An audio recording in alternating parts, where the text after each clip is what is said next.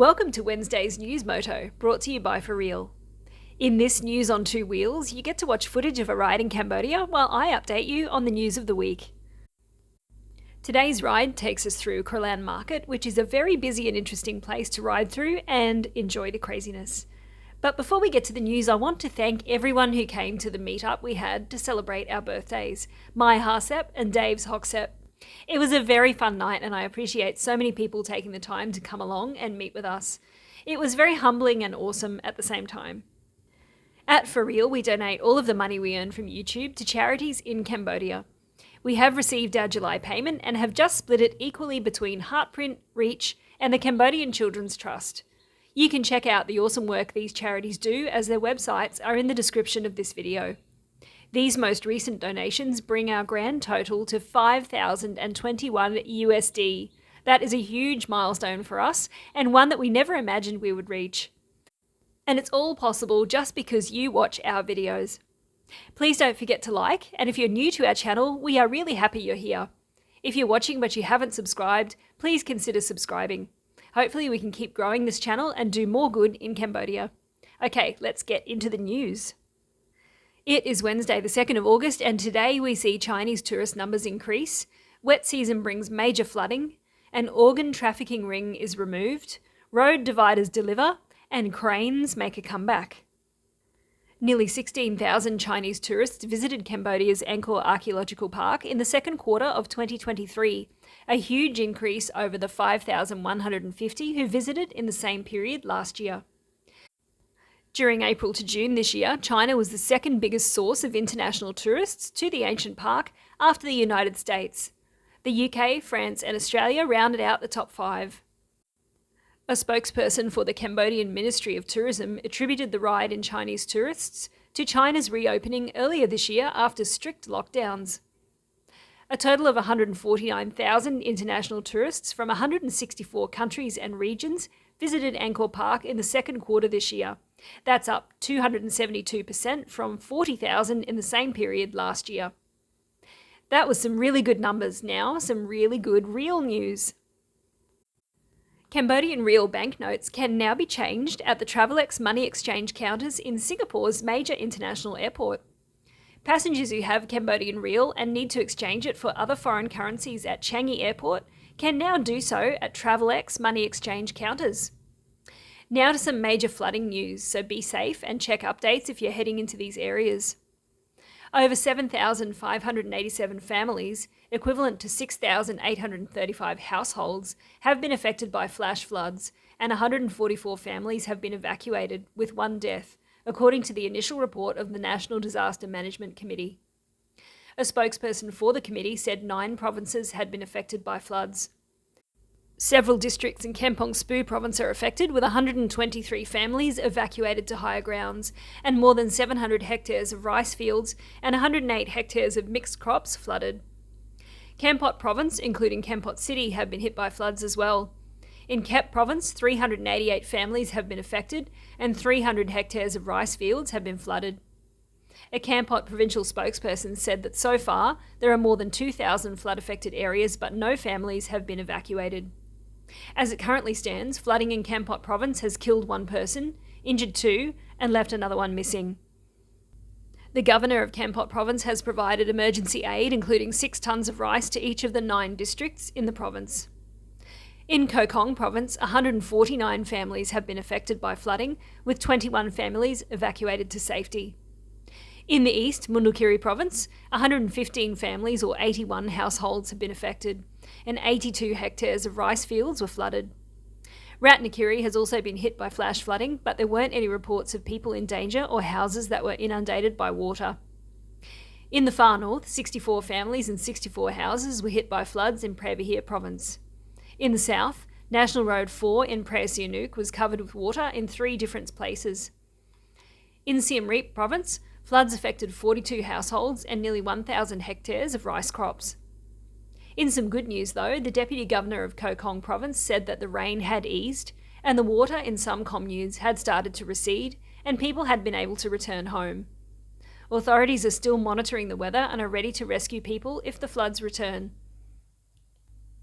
In Koh Kong's Tamar Bang district, 37 families and 20 hectares of farmland were affected by floods. Some families have been evacuated to a safe place where they can stay until it's safe to return home. Unfortunately, though, there's even more water headed towards Cambodia. The Ministry of Water Resources and Meteorology has also warned the public of possible floods due to rising Mekong water levels in the next few days, especially in the northern part of the country.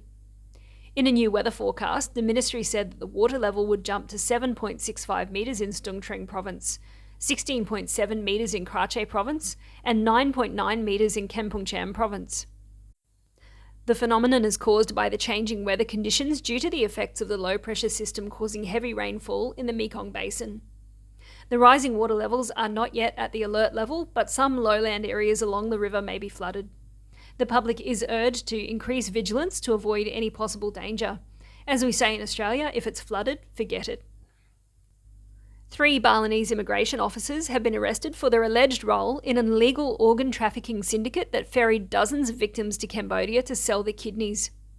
The move comes as authorities crack down on the suspected illegal organ trade ring, arresting 12 members, including a police officer and an immigration officer accused of smuggling 122 victims abroad.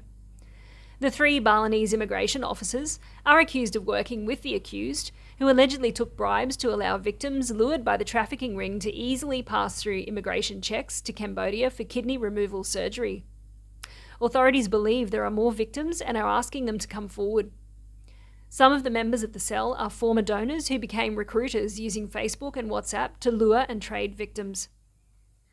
The organs were allegedly harvested at a hospital in Phnom Penh.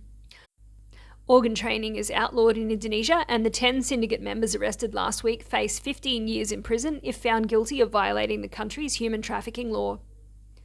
Cash-strapped Indonesians have previously been caught selling their kidneys online for as little as $3,300 each, fueling a dangerous and illegal trade in human body parts. As you'd expect, much of the desperate trade is driven by poverty, family debt, or outstanding bank loans. Many of the 122 victims had lost their jobs in the pandemic and were exploited because of precarious financial situations. If only the road divider could stop exploitation as well as they stop speeding motorists, the world would be a better place. A high-speed driver discovered the power of a Phnom Penh road divider. Sources at the scene said that prior to the incident, a black Lexus GS300 was seen being driven by a man along Monavong Boulevard from north to south at high speed. The man then lost control of his car and smashed into a road divider, wrecking his vehicle. The driver of the car then fled into the inky black Phnom Penh night. After the incident, the local authority arrived and contacted the Municipal Traffic Division to collect the car and move it to storage at the Road Traffic Office of the Police Commission. Another careless driver was lucky to survive a close encounter with a Phnom Penh road divider. According to sources at the scene, they saw a blue Prius being driven by a woman along Norodom Boulevard in the direction from south to north at high speed. Losing control of the vehicle, the driver slammed into a road divider at full speed, causing extensive damage to her vehicle. But the driver was unhurt as she still managed to flee the scene into the inky darkness in accordance with the time-honoured Phnom Penh tradition. Those poor dividers may need cranes to help move them back into their prime crime-fighting positions.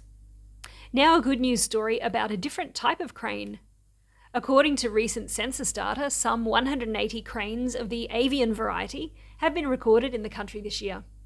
In 2002, there were 878 cranes in the country, plummeting to 161 in 2021, and last year only 156 were recorded. The numbers are now going back up though, with 180 found in the Cambodia Crane Census 2023 that was conducted in Cambodia's Mekong Delta, the area around Tonle Sap Lake, and the northern and northeastern plateau forests between December and May. A team of researchers from the Ministry of Environment's Aceh Provincial Department of Environment and WWF Cambodia discovered a crane nest with a pair of adult cranes in Aceh's Sambo Wildlife Sanctuary. The nest was found and its location was recorded following information provided by members of the local community. The head of the WWF's Wildlife Research Program described the discovery of the nest as significant, adding that it was the first scientific record of a nesting hive with a pair of adult mating animals in the Mekong River flooded forest in 20 years. In July, researchers also recorded 4 cranes in the Srapok Wildlife Sanctuary, another protected area under the control of the Ministry of Environment and supported by WWF. That brings us to the end of this week's news. You're now up to date with all of the most important events in the kingdom. Thank you so much for watching. There are a few minutes left of this ride, so keep watching if you'd like to extend your Siem Reap fix a little bit longer. Take care, have a great week, and we'll see you very soon.